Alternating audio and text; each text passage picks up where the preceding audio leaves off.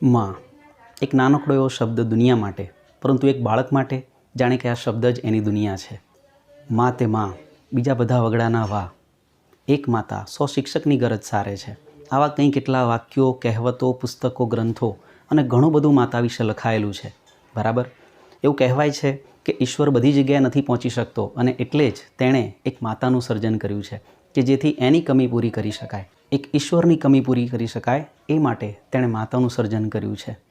અહીં આ પાઠમાં ઈશ્વરે જ્યારે માતાનું સર્જન કર્યું ત્યારે કેવી નાની નાની બાબતોનું ધ્યાન રાખ્યું છે કે જેથી એક બાળકની બધી જરૂરિયાતોને પૂરી કરી શકાય, એના પરિવારની જરૂરિયાતોને પૂરી કરી શકાય. માતાનો પ્રેમ, લાગણી, સ્નેહ કદી ઘટતો નથી, પરંતુ દિન પ્રતિદિન એ તો વધતો જ જાય છે અને તમે પણ અનુભવ્યું હશે મિત્રો. તો આવો મિત્રો, આ વિડીયોમાં આપણે આ પાઠનું ભાષાંતર, તેના હાર્ડ વર્ડ્સ અને તેના મોસ્ટ IMP સવાલ જવાબ વિશે ચર્ચા કરીએ.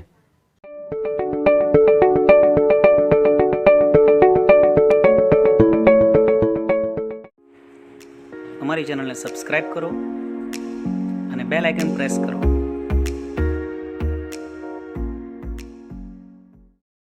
પાઠનો પ્રથમ પેરેગ્રાફ છે, the good lord was extremely busy that day.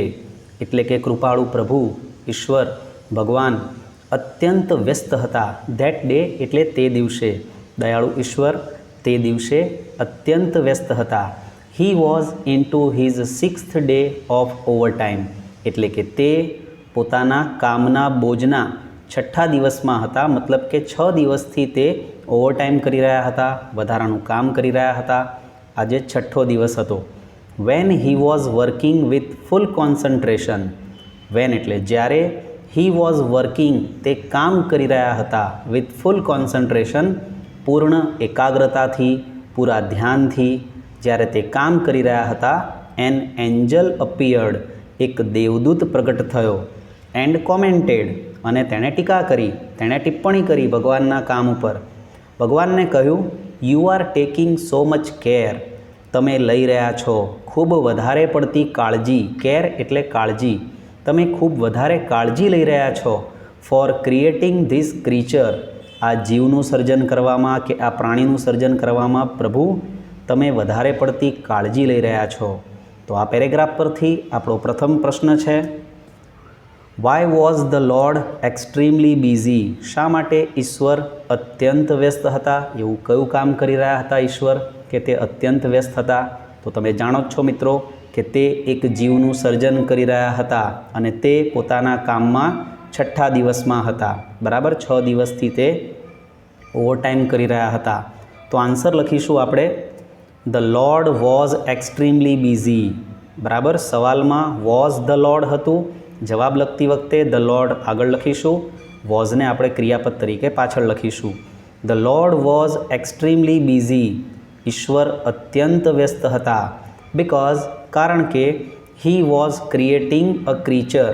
તે એક જીવનું સર્જન કરી રહ્યા હતા, એક પ્રાણીનું સર્જન કરી રહ્યા હતા. એન્ડ અને was into the 6th day of overtime. અને કામનો બોજનો 6થો દિવસ હતો. બરાબર. એટલે કે 6 દિવસથી તે ઓવરટાઈમ પણ કરી રહ્યા હતા. એટલા માટે ઈશ્વર અત્યંત વ્યસ્ત હતા. ઓકે. સેકન્ડ ક્વેશ્ચન જોઈએ.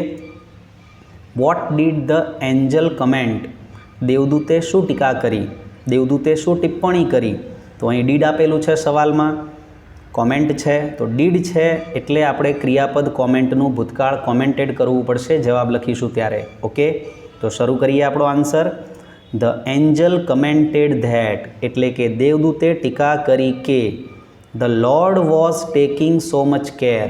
પેરેગ્રાફમાં તમે જોઈ શકો છો લાસ્ટ લાઇનમાં આપેલું છે you are taking so much care. પરંતુ આપણે જ્યારે જવાબ લખીએ ત્યારે આપણે એને ઇનડાયરેક્ટ સ્વરૂપમાં લખવાનું હોય છે.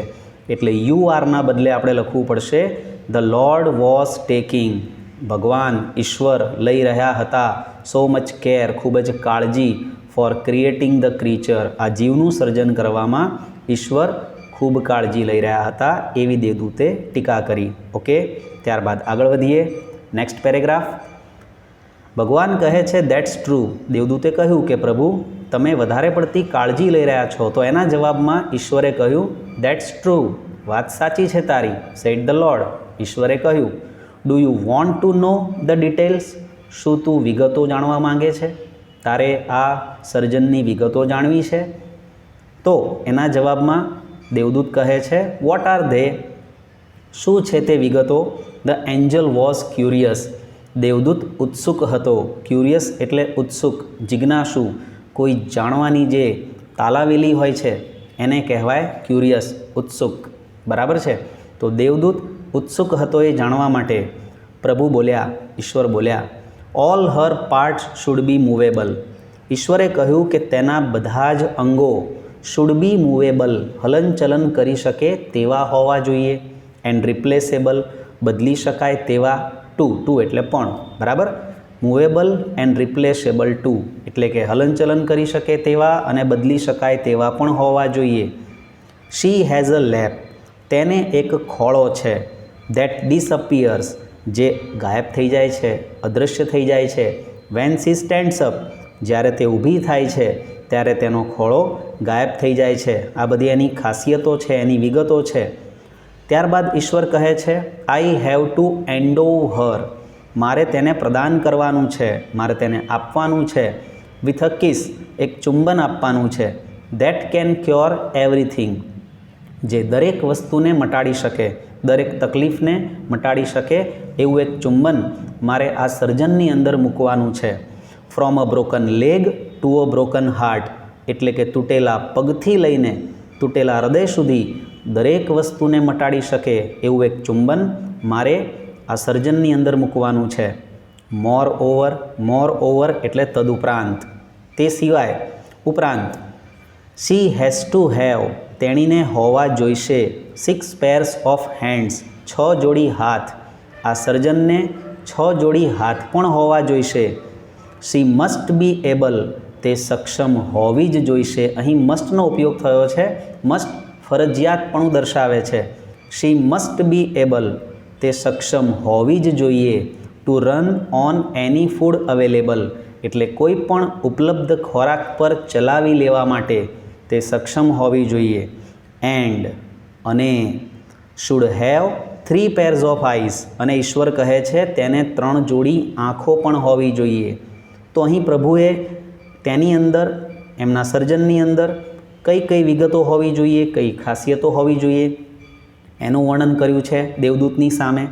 એના પરથી આપણો પ્રશ્ન નંબર 3 જોઈએ.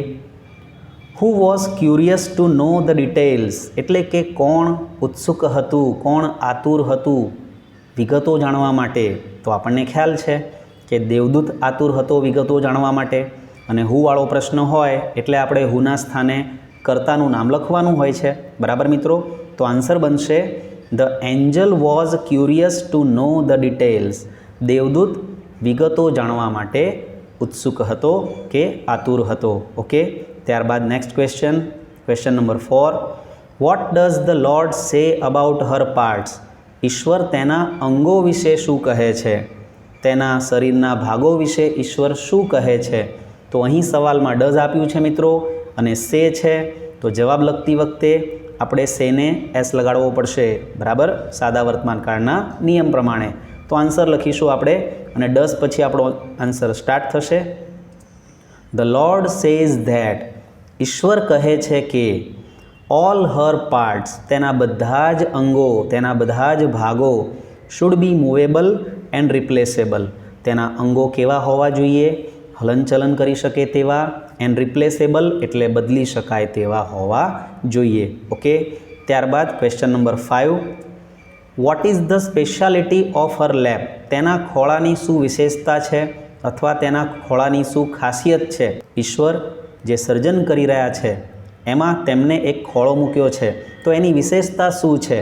તો એનો આન્સર લખીશું આપણે હર લેપ ડિસઅપિયર્સ, તેનો ખોળો ગાયબ થઈ જાય છે. વેન સી સ્ટેન્ડ્સ અપ, જ્યારે તે ઊભી થાય છે ત્યારે એનો ખોળો ગાયબ થઈ જાય છે, અદૃશ્ય થઈ જાય છે. તે એના ખોળાની વિશેષતા છે. ઓકે, સવાલમાં આપણને ઇઝ આપ્યું હતું પણ જવાબમાં ક્યાંય ઇઝ નથી આવતો મિત્રો, કારણ કે એનો જવાબ મૂળ ક્રિયાપદથી થાય છે. એટલા માટે હર લેપ પછી ડિસઅપિયર્સ લખવાનું છે, ઇઝનો ઉપયોગ આપણે ક્યાંય કરવાનો નથી. ઓકે, આગળ વધીએ. સવાલ number 6. What can Har kiss do, તેનું ચુંબન શું કરી શકે છે? ઈશ્વરે પોતાના સર્જનને એક ચુંબન આપ્યું છે, પ્રદાન કર્યું છે. એ ચુંબન શું કરી શકે છે? તો અહીં કેન સહાયકારક ક્રિયાપદને આપણે કર્તાની પાછળ લઈ જવાનું છે. કર્તા છે હર કિસ, તેને આપણે આગળ લખીશું. તો જવાબ બનશે હર કિસ કેન ક્યોર, તેનું ચુંબન મટાડી શકે છે. એવરીથિંગ, દરેક વસ્તુને. From a broken leg to a broken heart, તૂટેલા પગથી લઈ તૂટેલા હૃદય સુધી દરેક વસ્તુને તે મટાડી શકે છે. ઓકે, ત્યારબાદ next question number 7. How many eyes and hands should she have?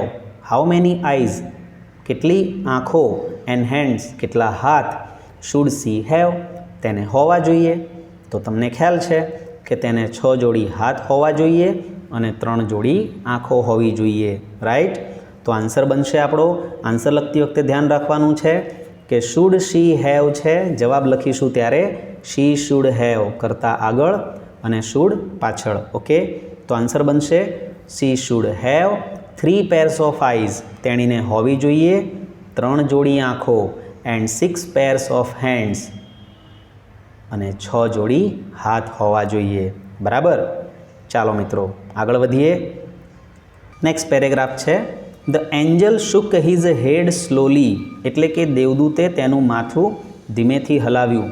And said, અને કહ્યું અ માઇટી ઇમ્પોસિબલ ટાસ્ક, એક શક્તિશાળી અને અશક્ય કાર્ય છે. આઈ સપોઝ, હું ધારું છું. 6 pair ઓફ હેન્ડ્સ, 6 જોડી હાથ, નો વે, કોઈ રસ્તો જ નથી. દેવદૂતને ઈશ્વરનું આ કાર્ય અશક્ય લાગે છે. એણે સાંભળ્યું કે 6 જોડી હાથ મૂકવાના છે, 3 જોડી આંખો મૂકવાની છે. આટલું બધું તો કેવી રીતે શક્ય છે એક સર્જનની અંદર? એટલે તે કહે છે કે પ્રભુ, આ તો અશક્ય કાર્ય છે, શક્તિશાળી કાર્ય છે. હું ધારું છું કે આવું ન થઈ શકે. 6 જોડી હાથ, કોઈ ઉપાય જ નથી. No way. તો ઈશ્વર કહે છે નો, ના ભાઈ ના. These hands are not a problem for me. These hands are not a problem for me. આ હાથ મારા માટે સમસ્યા નથી. It is the 3 pairs of eyes, એ તો 3 જોડી આંખો છે સમસ્યા. That the mothers have to have, જે માતાઓને હોવી જોઈએ. સમસ્યા હાથની નથી, સમસ્યા તો આંખોની છે. લોર્ડ લુક પઝલ્ડ, ઈશ્વર મૂંઝાયેલા દેખાતા હતા કે કેવી રીતે મૂકવી આ આંખોને. દેવદૂત બોલ્યો oh so you are creating a standard model of mothers. અરે, તો શું તમે માતાઓનો એક આદર્શ નમૂનો સર્જી રહ્યા છો? તમે માતાઓના એક આદર્શ નમૂનાનું સર્જન કરી રહ્યા છો પ્રભુ. બટ 3 pairs ઓફ આઈઝ, પરંતુ પ્રભુજી 3 જોડી આંખો? વોટ ફોર, શેના માટે? 3 જોડી આંખો શેના માટે? ધ એન્જલ ગોટ ઇન્ટરેસ્ટેડ, દેવદૂતને એ વાતમાં રસ પડ્યો કે પ્રભુ 3 જોડી આંખો શા માટે મૂકી રહ્યા છે આ સર્જનમાં. ભગવાન એનો જવાબ આપે છે, કહે છે 1 pair that sees her children, એક જોડી આંખ that sees her children, જોશે એના બાળકોને. થ્રુ ક્લોઝડ ડોર્સ, બંધ દરવાજાઓમાંથી એક જોડી આંખ તેના બાળકોને જોશે. અનધર પેર, બીજી જોડી, to look at the children, બાળકની સામે જોવા માટે. એન્ડ સે, અને કહેવા માટે, I understand and I love you, હું તને સમજું છું અને તને ચાહું છું. આવું માતા કહેશે પોતાના બાળકને. વિધાઉટ અટરિંગ અ વર્ડ, એક પણ શબ્દ ઉચ્ચાર્યા વગર કે એક પણ શબ્દ બોલ્યા વગર માતા આંખોથી જ બાળકને કહી દેશે કે હું તને સમજું છું બેટા, અને તને હું ચાહું છું, તને હું પ્રેમ કરું છું. બરાબર? એન્ડ ધ થર્ડ પેર, અને ત્રીજી જોડી, to see all secret things, બધી જ રહસ્યમય, ખાનગી, ગુપ્ત વાતોને જાણવા માટે. વિધાઉટ ઓપનિંગ ધેમ, તેને ખોલ્યા વગર. ત્રીજી જોડી આંખો બધી જ ગુપ્ત વાતોને, બધી જ સિક્રેટ થિંગ્સ એટલે ખાનગી વાતોને જાણવા માટે. વિધાઉટ ઓપનિંગ ધેમ, તેમને ખોલ્યા વગર. બરાબર? તો આ પેરેગ્રાફ પરથી આપણો પ્રશ્ન છે, પ્રશ્ન number 8. What was a problem for the lord? ઈશ્વર માટે શું સમસ્યા હતી? શું હાથ સમસ્યા હતી એમના માટે? નહીં, આંખો એમના માટે સમસ્યા હતી. કેવી રીતે આંખોને આ સર્જનમાં મૂકવી. ઓકે, તો આપણો જવાબ બનશે ગિવિંગ 3 pairs ઓફ આઈઝ, 3 જોડી આંખો આપવી, ટુ ધ મધર, આ માતાને, was a problem for the lord, તે ઈશ્વર માટે સમસ્યા હતી. તો પ્રભુ અહીંયા કહે છે કે તે એક માતાઓનો આદર્શ નમૂનો બનાવી રહ્યા છે. બરાબર, એટલે આ જે સર્જન હતું તે માતાનું સર્જન હતું. એ દેવદૂતને ખ્યાલ આવી ગયો. તો માતાના આ નમૂનાને, આ મોડેલને 3 જોડી આંખો પ્રદાન કરવી કે આપવી was A problem for the lord. તે ઈશ્વર માટે એક સમસ્યા હતી. ત્યારબાદ નેક્સ્ટ ક્વેશ્ચન જોઈએ, question number 9. What was the lord creating? ઈશ્વર શું સર્જન કરી રહ્યા હતા? ઈશ્વર શું સર્જન કરી રહ્યા હતા મિત્રો? તો ઈશ્વર એક આદર્શ માતાઓનો નમૂનો બનાવી રહ્યા હતા. બરાબર, તો જવાબ બનશે ધ લોર્ડ વોઝ ક્રિએટિંગ. સવાલમાં વોઝ ધ લોર્ડ ક્રિએટિંગ હતું, પરંતુ જવાબ લખતી વખતે કરતાં ધ લોર્ડ આગળ આવશે અને વોઝ ક્રિએટિંગ પાછળ. Okay, the lord was creating. ઈશ્વર સર્જન કરી રહ્યા હતા a standard model of a mother. માતાઓનો એક આદર્શ નમૂનો સર્જી રહ્યા હતા ઈશ્વર. ઓકે, ત્યારબાદ next question, question number 10. What will the first pair of eyes do? પ્રથમ જોડ આંખો શું કરશે? પહેલી જોડી આંખો જે છે તે શું કરશે? તો લાસ્ટ પેરેગ્રાફમાં આપણે જોઈ શકીએ છીએ ફર્સ્ટ લાઇનમાં, one pair that sees her children. Okay, તો જવાબ લખીશું આપણે, સવાલમાંથી શરૂ કરીશું. The first pair of eyes will see the children. એટલે કે પ્રથમ જોડ આંખો જોશે બાળકોને થ્રુ ક્લોઝડ ડોર્સ, બંધ દરવાજાઓમાંથી. ઓકે, ત્યારબાદ નેક્સ્ટ ક્વેશ્ચન જોઈએ, question number 11. Vote will the second pair of eyes do? બીજી જોડ આંખો શું કરશે? એટલે કે બીજી જોડ આંખોનું કાર્ય શું છે? તો આમાં પણ the second pair of eyes આગળ લઈ જઈશું, વિલને આપણે પાછળ લખીશું અને જે બીજી જોડ આંખો કરશે એના વિશે લખીશું. તો જવાબ બનશે the second pair of eyes will look at the children. જે તમને મળી જશે છેલ્લેથી ત્રીજી લાઇનમાં, લુક એટ ધ ચિલ્ડ્રન આપ્યું છે. Okay, the second pair of eyes will look at the children. બીજી જોડી આંખો જોશે એટ ધ ચિલ્ડ્રન, બાળકો તરફ, એન્ડ સે, અને કહેશે આઈ understand and I love you. હું તને સમજું છું અને તને ચાહું છું. વિધાઉટ અટરિંગ અ વર્ડ, એક પણ શબ્દ ઉચ્ચાર્યા વગર માતા પોતાના બાળકને આ રીતે કહેશે. ઓકે, ત્યારબાદ next question, question number 12. Vote will the third pair of eyes do? ત્રીજી જોડ આંખો શું કરશે? તો ત્રીજી જોડ આંખો બધી જ ગુપ્ત વાતોને જાણી લેશે વિધાઉટ ઓપનિંગ ધેમ, એ વાતોને ખોલ્યા વગર. ઓકે, તો જવાબ બનશે the third pair of eyes will C all secret things. ત્રીજી જોડ આંખો વિલ સી એટલે કે જોશે ઓલ સિક્રેટ થિંગ્સ, બધી જ ગુપ્ત વાતોને વિધાઉટ ઓપનિંગ ધેમ, તેમને ખોલ્યા વગર.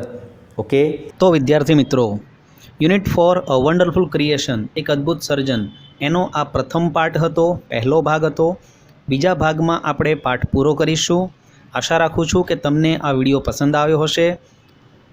જરૂરથી અમારા વિડીયોને લાઇક કરજો, શેર કરજો અને જો અમારી ચેનલને સબસ્ક્રાઈબ ન કરી હોય હજુ સુધી તો ચોક્કસથી સબસ્ક્રાઈબ કરજો. Okay, good bye.